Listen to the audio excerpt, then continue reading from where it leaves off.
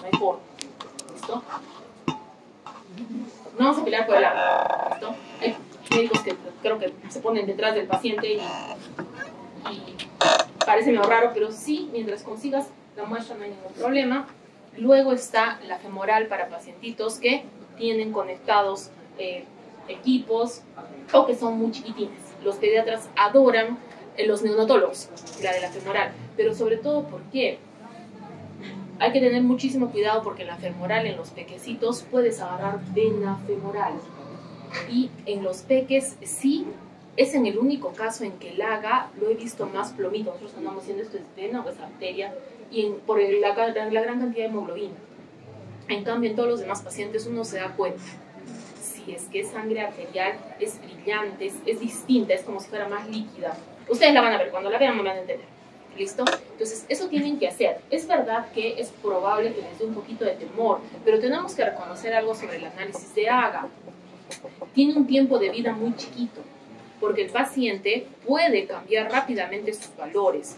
Aparte de eso, la muestra se lastima fácilmente. ¿Cómo así? Normalmente, la heparina que viene en las jeringas preparadas es heparina lítica.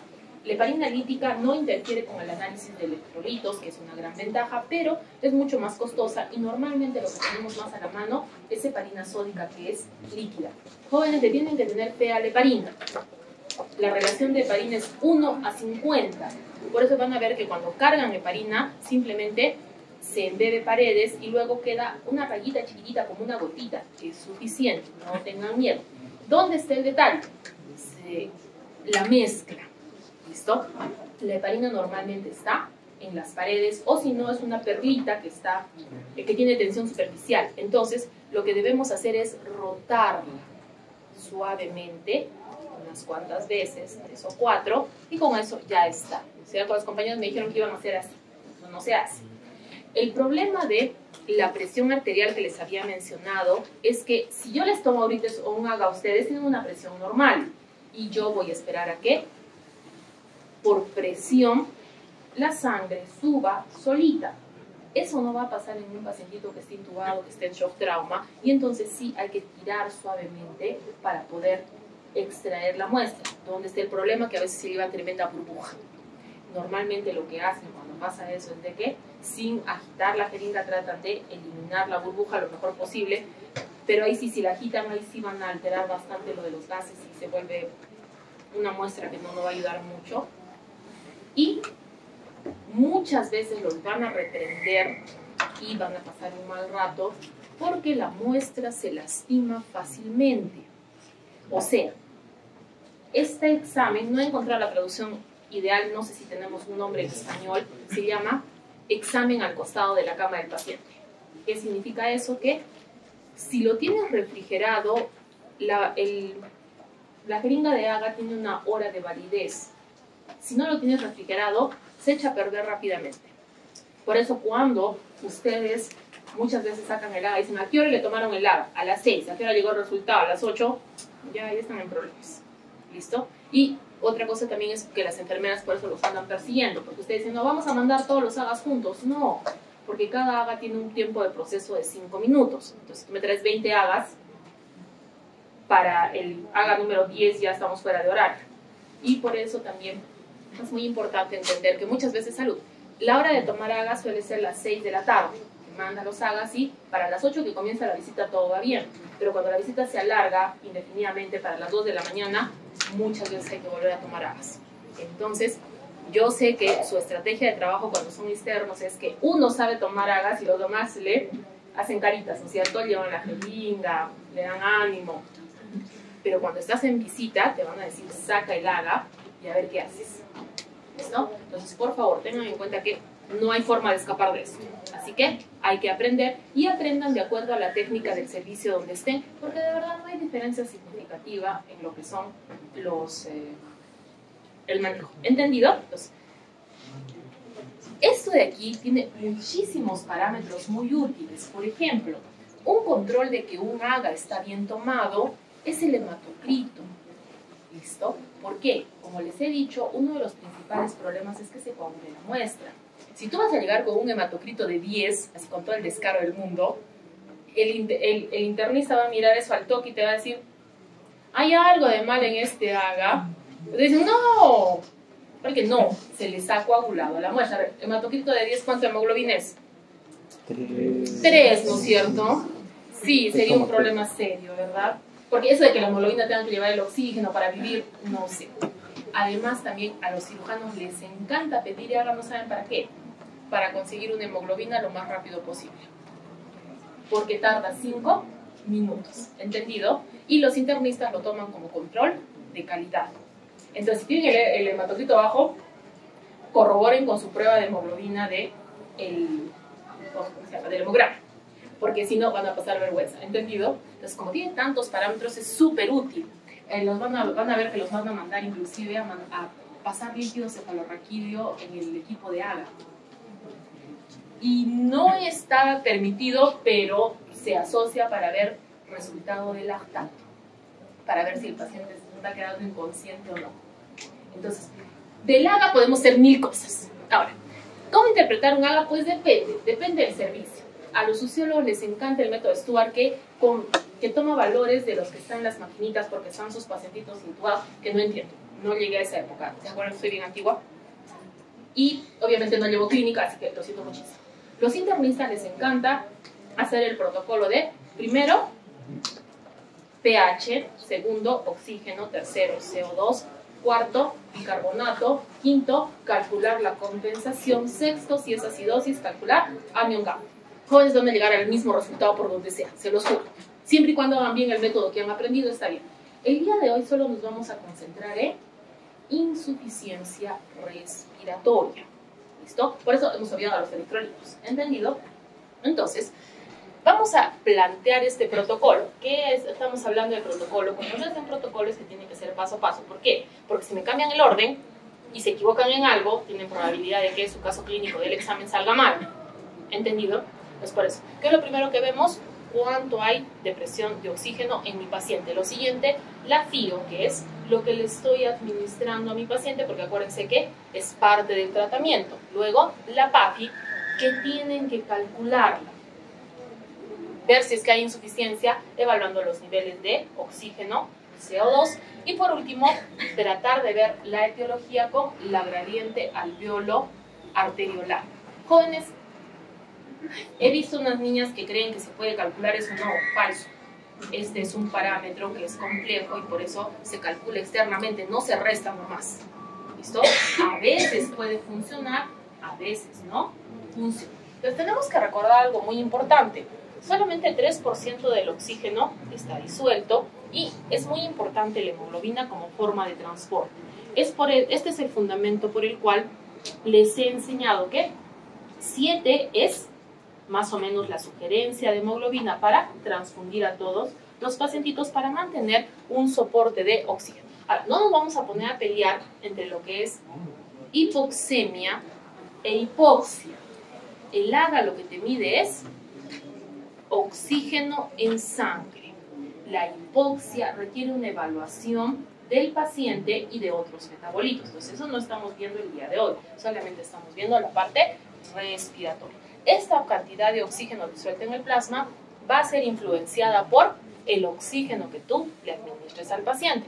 Y aquí tenemos que considerar que parte de la evaluación del oxígeno también es la saturación de oxígeno, que te permite ver si es que la hemoglobina está unida a oxígeno. Aquí tenemos un falso positivo, que es la carboxihemoglobina, donde la saturación de oxígeno está 99, 100 y el paciente está inconsciente. ¿Listo? También hay otros tipos de intoxicaciones, pero que son mucho menos frecuentes y hay que considerar esta opción también cuando mi paciente está viniendo de un incendio, porque muchas veces el paciente está bien al comienzo y de pronto, rápidamente, se desmejora, ¿cierto? Muy bien. Aquí tenemos que tener una consideración muy importante. La altura de la ciudad donde hagan su internado es lo que les va a permitir identificar si es que el oxígeno en sangre está bien. Para los que hagan en Lima, es esta tablita de aquí, donde de 80 a 100 vamos bien. Y los que hagan en Arequipa, obviamente, o Cusco, Puno, toda la zona de por allá, tenemos que tener en cuenta que se nos permite tener menor cantidad de oxígeno en sangre. Esta se la tienen que aprender, no van a escapar de eso. porque en el caso clínico tienen que ver dónde ha estado el paciente, ¿no es cierto? Solo tenemos dos opciones, costa o sierra, ¿sí? No nos vamos a poner a pelear si esto es sierra o no, pero más de 2000 metros con seguridad tenemos, ¿entendido? Entonces nosotros normalmente tenemos menor cantidad de oxígeno en sangre, ¿por qué? Porque también hay menor cantidad de oxígeno que estamos aportando y además generalmente tenemos una leve alcalosis respiratoria que es compensatoria y por lo tanto vamos a tener niveles de CO2 más bajos. Pero bueno, por eso también vamos a aprendernos los niveles de CO2, ¿de acuerdo? A estas circunstancias. Entonces, paso número 1, ¿hemos visto? Oxígeno. Aquí tengo 55. ¿Cómo nos parece eso a nivel del mar? Fatal, ¿no es cierto? Porque debería tener 80 y tengo una disminución de un buen porcentaje. ¿Qué pasa a mayor altura? Aquí tengo un pacientito que ha probado con las justas. ¿Listo? 61 no se ve bien, pero es aceptable para un pacientito que está en altura. Más alturas tenemos que tener en cuenta que sí tenemos, por ejemplo, Ticlio, y aquí camino allá donde están las maquinitas, también que están fatales. Sí, me encanta, los turistas se bajan y tenemos ahí 4.000, 3.900, 4.000 metros, y por eso tanto los desmayados. No sé si quieren desmayarlos, pero es muy importante entender que a ese nivel vamos a tener menor oxígeno. Tenemos que tener en cuenta que el oxígeno es una solución. Bueno, la mezcla de gases del oxígeno va a cambiar. Aquí, normalmente, 21% debe ser nuestro oxígeno normal, pero en situaciones como los incendios vamos a tener una mayor cantidad de tanto monóxido de carbono como dióxido de carbono y gases contaminantes que pueden dañar a mi pacientito. Lo que también tienen que recordar es el caso del nitrógeno. Tener una embolia gaseosa por oxígeno es difícil. Necesitas más o menos unos 20 centímetros de aire. Entonces, para que se les pasen 20 centímetros de aire está difícil. No importa que dejen el suelo 2, 3, 4 horas, no, es poco probable.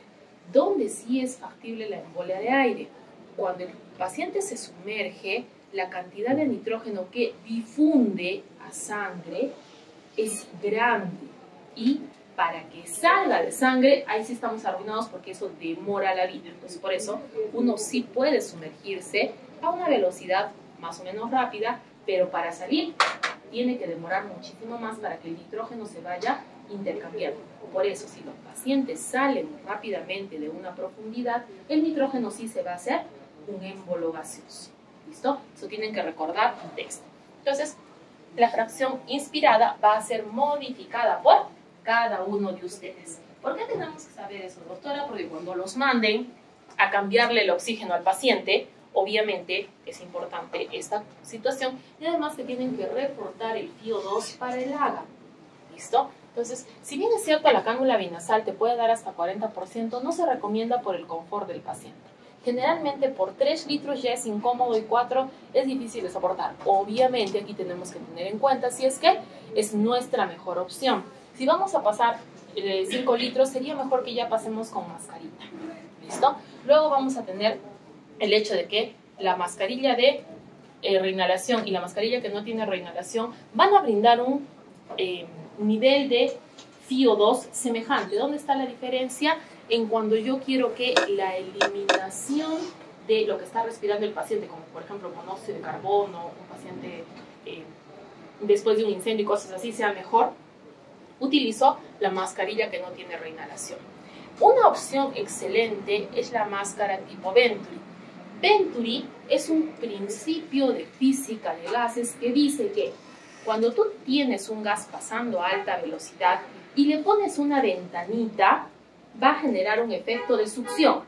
Entonces, por eso dice lo que mande la Venturi, como así. Al costado tiene una ventanita que tú puedes ir girando para ir mezclando el 100% del balón de oxígeno con aire ambiental para conseguir el porcentaje que tú quieres. Normalmente la Venturi viene escrita en los dos idiomas, o litros o porcentaje de FiO2, lo que sea que te pida, porque te dicen cámbiale al paciente a 5 litros. Entonces, nada, simplemente agarras la cosita de acá y giras y ya está. Tiene ahí sus ranuritas. ¿Listo? No pasa nada, no le tengan miedo a la Venturi. La Venturi es una excelente opción para tratamiento. Entonces tienen que ubican. ¿Y para qué tienen que poner eso? Para que el AGA se calcule de forma apropiada, porque muchas veces no se cuenta con los datos completos y por eso el AGA es una desgracia y tratan de interpretar con los valores mal y nada cuadra. ¿Listo? Pues eso tienen que tener mucho cuidado. Entonces, lo primero que estamos viendo es que aquí tengo mi pacientito con oxígeno a 57.8, pero si veo la FiO2 que está en 80, me doy cuenta que este pacientito está en una situación peligrosa, ¿no es cierto? Mientras que aquí tengo mi pacientito, miren, con 106 en una altura mayor a 2000 metros. ¿Y por qué está con este nivel un poquito más alto? Porque le han puesto la FiO2 en 24, es decir, le han puesto su bigotito y por eso ha cambiado bastante, ¿entendido? Entonces, hay que tener en cuenta para interpretar el nivel de oxígeno, cuánto de FiO2 se está administrando. ¿Cuál es el problema del equipo? Asume 21% siempre, salvo que uno lo cambie manualmente. Y por eso es que siempre se les pide cuánto hay de FiO2. Si no mandan FiO2, el equipo asume 21%. Y por eso es famoso que se les pida hacer los cálculos a ustedes, porque no sabemos si es que han enviado la información o no.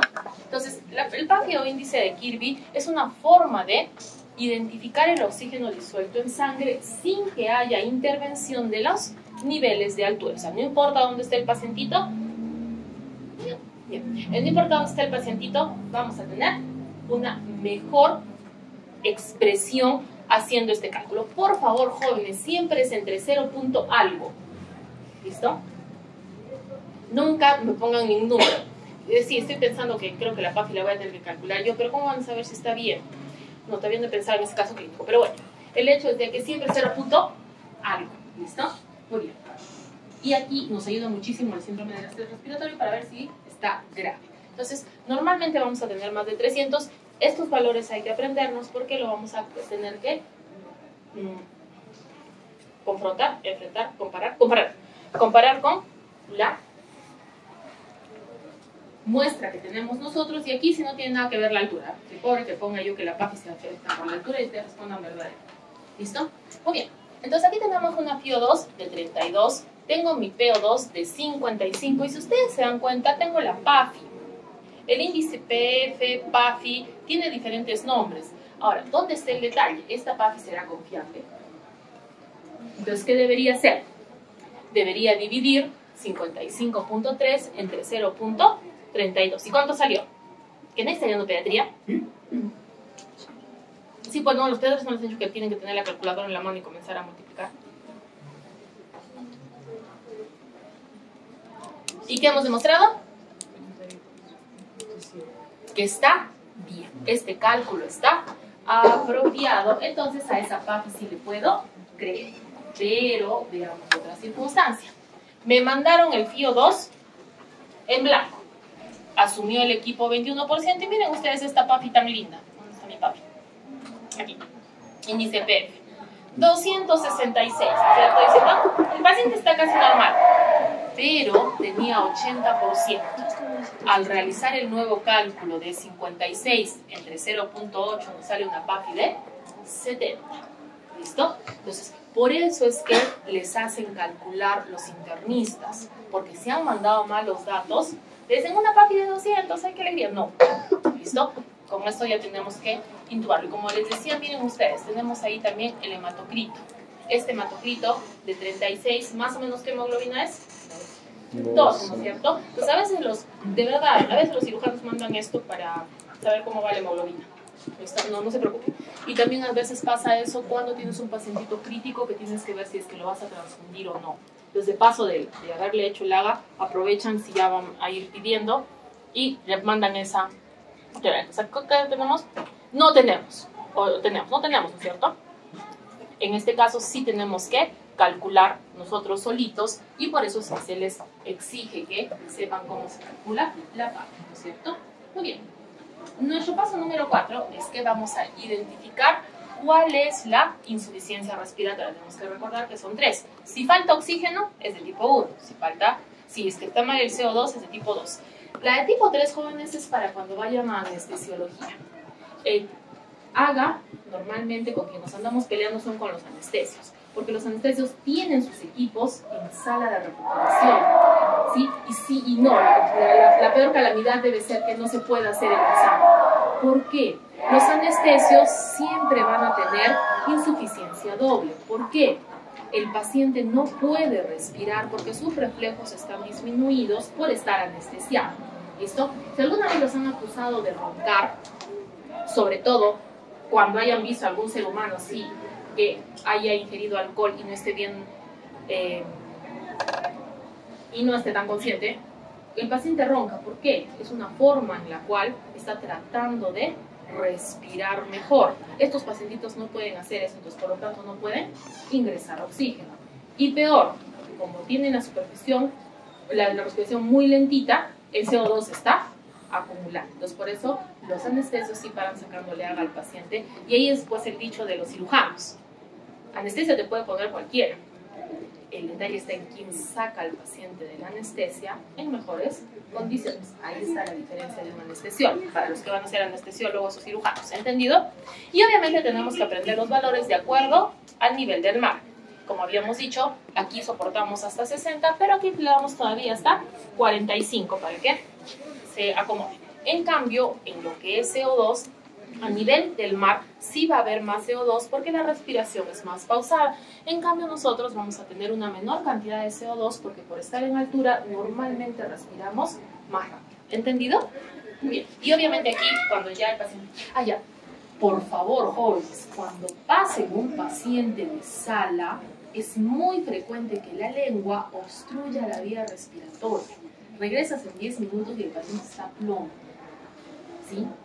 Entonces tengan mucho cuidado cuando un paciente regresa de sala. Por eso ahora han visto que las enfermeras no reciben pacientes que no estén bien despiertos. Te dicen, ya salió de la anestesia. No. Hasta que no haga algún gruñidito, hasta que no se mueva un poquito, no te lo reciben. ¿Por qué? Porque te distraes 10 minutos que el paciente te hace paro respiratorio. ¿Entendido? Por eso el motivo de que los anestesiólogos, el crimen más grande es que se les acabe el reactivo de agua. Ese es su único reclamo. Las únicas que los he visto bajar es, se ha acabado el cartucho. Normalmente no, ni salen de su área, ¿listo? Porque es algo peligroso. Entonces, ¿qué estamos viendo aquí? Nuestra PAFI, que estaba mal. Ahora tenemos que ver el oxígeno.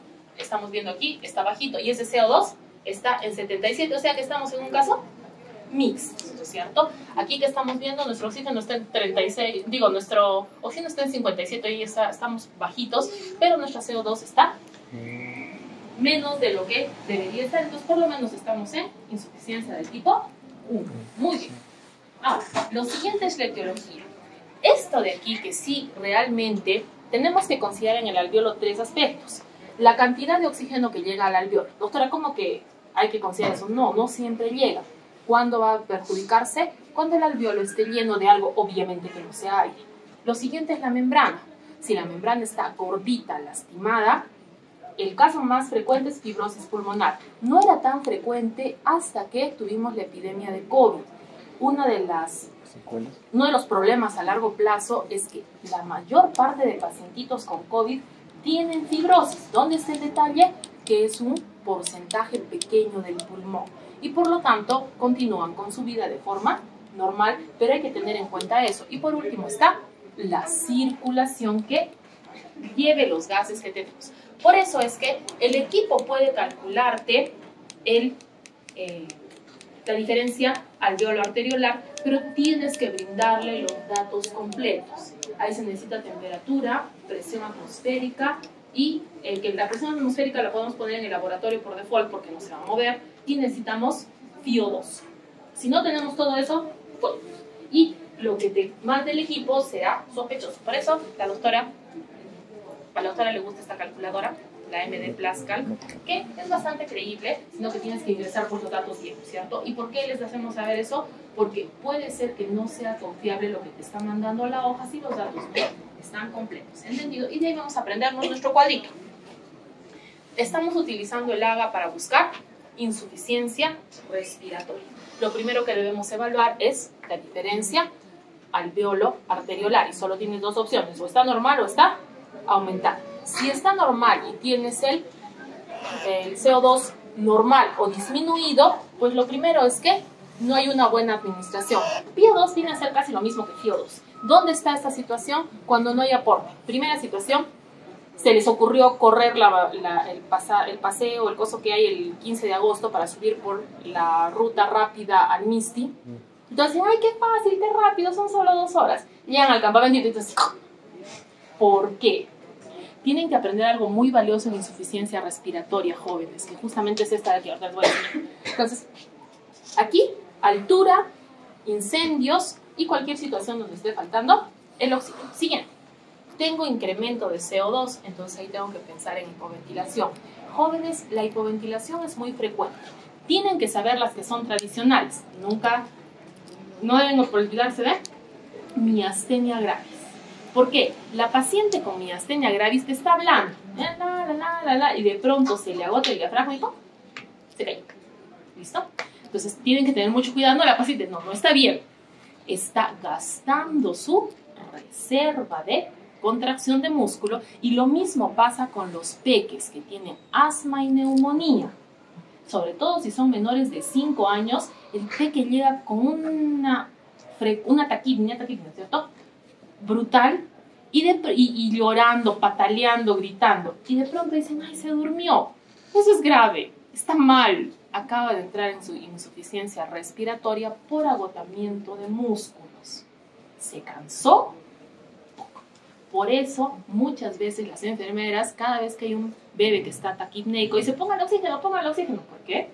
Porque si se agota, va a entrar en hipoventilación y ahí vamos a tener una situación más severa. Entonces, desconfíen de los bebés que están callados.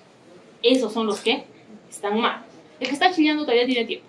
Entonces, tienen que tener mucho cuidado. ¿Entendido? Entonces, vamos a pasar al lado donde tenemos un incremento de la diferencia alveolo capilar. Entonces, si no responde a oxígeno, aquí tenemos un shunt. ¿Qué cosa es un shunt? Es cuando mi alveolo se oxigena, pero no le pasa sangre. ¿Listo? Muy bien. Luego, aquí ahorita vamos a ver las causas. Los que responden a oxígeno, hemos determinado por la dilución de CO2 cuáles pueden ser, pero aquí es más o menos por la clínica. Si tu paciente tiene antecedente de POC, ha tenido otro tipo es mayor, puede tener fibrosis, ahí estás viendo un engrosamiento de la membrana y que no permite el intercambio. Pero si es que hay intercambio con el CO, tenemos el problema de la ventilación perfusión, que ahorita vamos a ver, y también el espacio muerto, que ahorita les voy a explicar cuál es la diferencia. Muy bien. Entonces, tenemos opción 1. El alveolo está llenito de pus o sangre. Cuando se llena de pus, cuando tienes neumonía, y cuando se llena de sangre, en tu pacientito que está haciendo algún cuadro neumónico y tiene lupus. En el lupus sí, esto se llena de sangre. Ya que tengas un neumotórax está más complicado, y sobre todo si es tu paciente con TBC y hemoptisis. Y entonces la circulación está muy bien, ¿no es cierto? Pero no está recibiendo oxígeno. El otro problema, el TEP. Entre más grande es el TEP, más severo se va a notar. ¿Por qué? Al cerrar la vena no hay circulación. Y todo el oxígeno que le estés mandando no se está comunicando con el paciente porque se ha cortado, ¿no es cierto? La barrera, sobre todo, va a tener fibrosis y la enfermedad inflamatoria intersticial difusa, que también son a largo plazo, abuelitos, personas que han tenido problemas anteriormente. Los shunts más famosos son las cardiopatías congénitas, donde hay comunicación entre los dos lados y podemos tener fístulas arteriovenosas. Se puede llegar al nivel de un shunt cuando es una cosa muy severa, por ejemplo, que sea un tromboembolismo de una de las pulmonares, una de las grandes, es todo el pulmón vaciado, entonces sí va a ser lo mismo que el efecto de shunt, pero ya sabemos cómo se va a comportar. Y por último, les he dicho que de la hipoventilación alveolar que tenemos que aprender, las patologías musculares que les dije, miastenia gravis. Las distrofias son menos probables, pero son más frecuentes en niños y por lo tanto tienes problemas. Hay que tener en cuenta la pared torácica, sobre todo cuando se recuerda, si se fractura una costilla, jamás se venda al paciente en forma circular, porque si no, deja de respirar. Y ya las patologías neurológicas son cuando tienes algo muy severo en el sistema nervioso central, donde puede haber postquirúrgicos de neurocirugía, tumores y cosas así. La disminución de oxígeno, hemos dicho, las grandes alturas, los incendios y los lugares cerrados pasa cuando están ustedes en la clase todos, ¿no es cierto? Y un poco más, están con todas las ventanillas cerradas, ustedes están, ¿no es cierto? Pero en ese caso no es tan grave. Bien, entonces ahora vamos a ver tuberculosis pulmonar.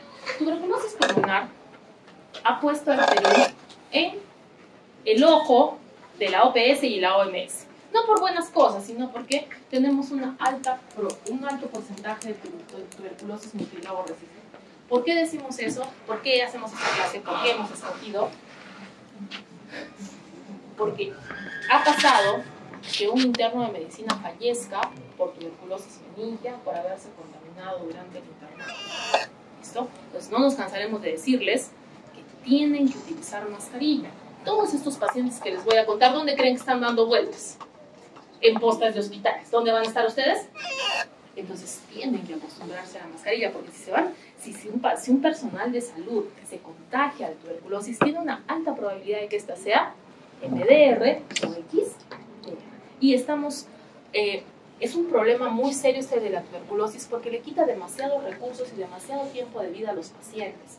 Y entonces, se supone que para 2035 tendríamos que eliminarla, pero comprenderán que ahorita vamos a ver que estamos bastante mal. ¿Listo? Se supone que deberíamos mejorar la tasa de incidencia, pero hemos logrado muy poquito de reducción. Tendríamos que disminuir el porcentaje de muertes, naranjas. Tendríamos que... salud. Esta parte de aquí es bastante llamativa, porque las pérdidas catastróficas o el costo catastrófico significa que no puedes mantener a la familia, no puedes mantenerte tú, y eso empeora la situación, y tenemos una gran cantidad de pacientes en esa situación. ¿A quién deberíamos darle tratamiento? Pues a todos. ¿Pero por qué no les damos tratamiento? Pues porque no los hemos diagnosticado.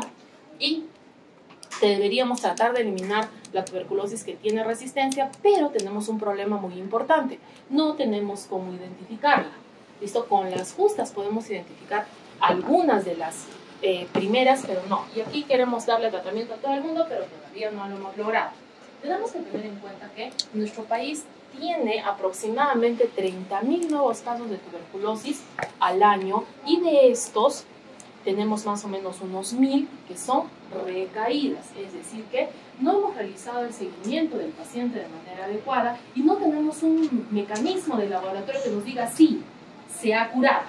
¿Listo? Porque los mecanismos de sensibilidad que hemos estudiado, como la baciloscopía, son muy bajitos. Entonces sí, tenemos un montón de muertes, toda una desgracia, pero esta es la peor parte. 40% de nuestros pacientitos no tienen un diagnóstico definitivo por laboratorio y por lo tanto no tienen una forma de seguimiento. O sea, ¿cómo le vas a decir al paciente si está bien o si no está bien, o si ya estamos bien, o qué más hacemos? Y esto nos lleva al problema de que en nuestro país tenemos una alta incidencia de tuberculosis que es extrapulmonar, y nuestro sistema se concentra en lo que es pulmonar, obviamente, y además también tenemos una alta pérdida de seguimiento. ¿Por qué? Porque como no tengo la prueba con la cual voy a seguir a mi paciente, pues ya no lo sigo y podría recaer posteriormente con un cuadro que sea más serio. Entonces, la hojita esta de aquí es muy importante, porque ahí ponemos el teléfono de todo el mundo, todos los datos, todo, para poder ubicar al paciente y hacer barrido epidemiológico. Eso tenemos que mejorar en salud pública. Si tengo un pacientito con tuberculosis, tengo que ver quién alrededor se ha contagiado, porque entre más tiempo pase, peor va a ser la situación de mi paciente.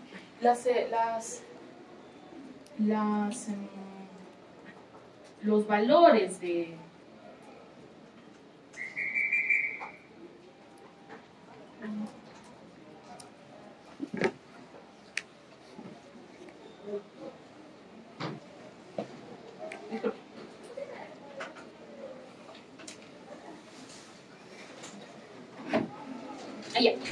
Esto de las 3 muestras es para incrementar la sensibilidad.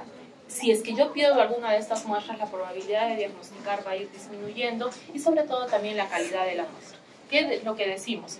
Ya sea por Gram o en la misma tinción de Sil-Nielsen, yo puedo contar la cantidad de polimorfos nucleares, y obviamente si mi paciente está enfermo, tienen que estar aumentados. Y tiene que haber poquitas células epiteliales, porque si es que es babita, hay células epiteliales. Si es que es esputo, hay poquitas células, porque no andamos perdiendo células tan frecuentemente de la vía respiratoria. Y normalmente nosotros les mandamos esto, decimos menos de 25 polimorfos nucleares, o ya de manera dramática, decimos 0 polimorfonucleares y 20, 30 o más de 10 células epiteliales, ¿qué les estoy avisando? Me han mandado babita, coma, muestra no es tan confiable como si fuera esputo. ¿Listo? Es muy importante que el día que vayamos a iniciar, podemos iniciar con la toma de muestras, sobre todo muchas veces enfermería es quien tiene el programa para hacerle la supervisión, enseñarle cómo toser para que llene su botellita, salvo que tu paciente haya tenido rasgos de sangre. Si es que ese paciente ha tenido alguna muestra de sangre, no se le hace toser nada. Si entonces solito, bueno, se puede recolectar la muestra, pero en este país, hemoptisis es igual a tuberculosis cavitaria.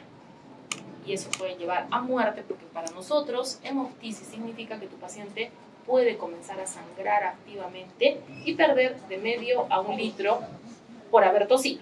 ¿Listo? La muestra del día siguiente le decimos que es la babita, que esa flemita que se queda atorada ahí en los pacientitos que apenas se levantan, tose, esa de ahí es genial. Dicen, pero es poquito, no importa. También hay que decirles que no se laven los dientes, que no coman, porque los pacientes a veces se enjuagan todo y es medio fastidioso. Y la otra se puede entregar junto con la segunda muestra si es que el pacientito ha tosido de camino a entregar su muestra. Entonces, sin Nielsen es nuestra coloración específica, pero cuando nosotros reportamos jóvenes, sí es verdad que hablamos de 100 campos, cuando son pocas células, pero cuando estamos hablando de negativos, la norma nos dice que debemos contar 200 campos.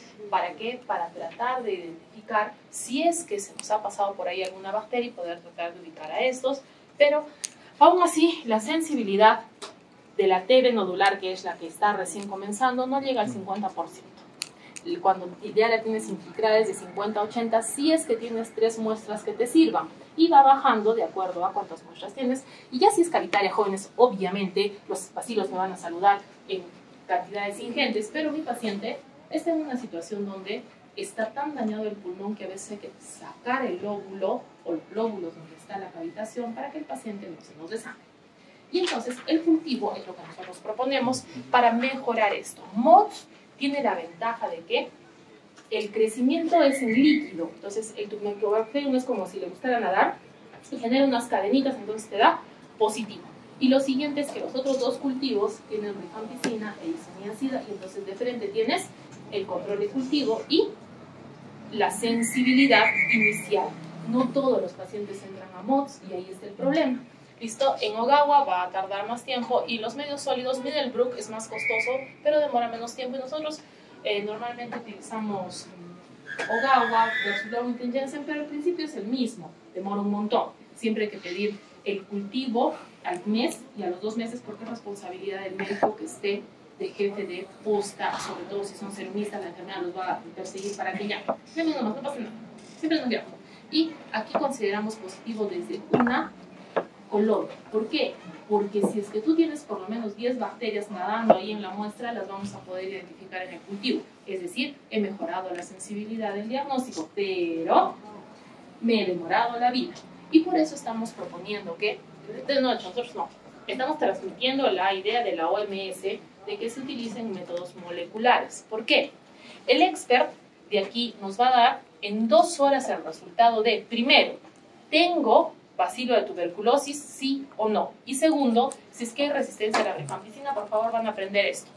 El gen RPOB es el responsable de resistencia a rifampicina, y si es que se encuentra mutado, hay diferentes regiones y hay diferentes equipos. Estos no son los únicos, sino son los que están en la guía de la OMS. No sé por qué, pero hay más metodologías, y obviamente si es que se actualiza la guía, puede ser que ustedes reciban una información diferente posteriormente. El Genotype tiene una ventaja excelente en el sentido de que ya me va a avisar la resistencia completa, rifampicina e isoniazida, y obviamente también me va a dar Mycobacterium tuberculosis. El detalle es que va a demorar 2 días, pero frente a los 60 que demoró el cultivo, comprenderán que hemos mejorado, ¿cierto? Luego, desde la guía de 2021, se trata de que también se haga la resistencia a los demás medicamentos con la prueba molecular. En este caso es una NAT, ¿sí? ¿Qué hemos dicho? Eso es un poquito más sencillo, más económico, pero igual funciona. Aquí la prerrogativa o el requisito es que tengas un gene expert que te haya dicho que hay resistencia a rifampicina. Entonces, En lugar de saltar a Genotype, que solamente te aumenta isoniazida, se sugiere pasar al XDR, que te va a dar varios medicamentos. ¿Cuáles son esos medicamentos? Isoniazida, fluoroquinolonas, amikacina, kanamicina, capreomicina y etionamida. O sea, vamos a tener un buen panel ya para elegir nuestro tratamiento del pacientito. En este caso hay un detalle, que es que necesitas suficiente cantidad de material genético para poder hacer todos los genes. Eso también te lo va a decir el Gene Expert. Por eso es muy importante que primero se haga ese y luego se haga el otro. ¿Por qué? Porque correrías el riesgo, si tienes muy poquitos bacilos o tu muestra es negativa, de que lo pases por el XDR y no te des nada. ¿Listo? Muy bien. Aquí el fabricante dice que es para muestra pulmonar, pero la guía de la OMS nos dice que podemos utilizarla tranquilamente en muestras extrapulmonares porque funciona. ¿Listo? Ahora, supongo que no será 100% perfecto y por eso es que... Doctora, buenas tardes.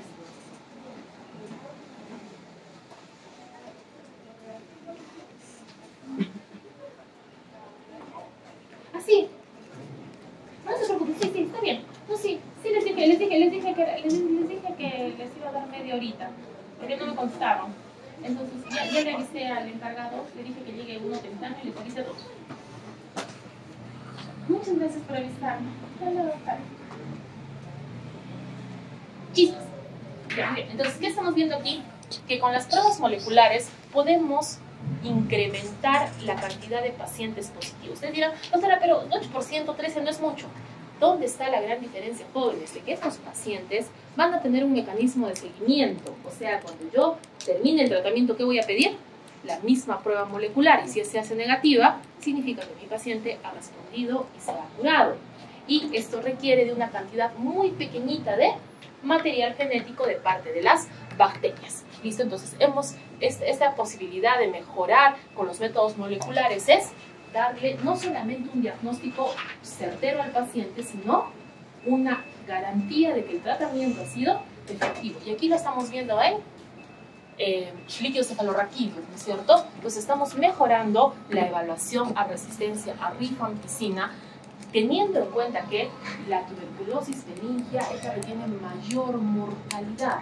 Estamos disminuyendo la probabilidad de que estos pacientitos fallezcan, porque estamos mejorando el diagnóstico, haciéndolo más rápido y dando una mejor respuesta al tratamiento. Entonces, tratamos de ver qué pasa cuando mi paciente es VAR negativo, o sea que no he logrado ver las bacterias. Es porque hay muy poquitas de ellas y si es que yo pongo la prueba molecular, voy a incrementar en un aproximado de 15% el diagnóstico. Pero si tengo muestras VAR positivo, también puedo captarlas a estos pacientitos con mayor facilidad. ¿Listo? Entonces, jóvenes, el laboratorio es un aliado de la clínica. Siempre hay que mirar primero al paciente y también tengan en cuenta de que sí es una opción que el laboratorio está mal, pero no es la primera, ¿cierto? Primero veamos que la muestra es lo más importante para el laboratorio. Si la muestra está malita, pues los resultados no nos van a ayudar y lo más importante es que trabajemos con todo lo que tenemos. Ya les he dicho, cuando sean por favor algún ministro de salud me abre un laboratorio molecular para diagnóstico de infecciones, comenzando por tuberculosis, ¿vale? Muy bien, jóvenes, soy Luis. ¿Tenemos preguntas?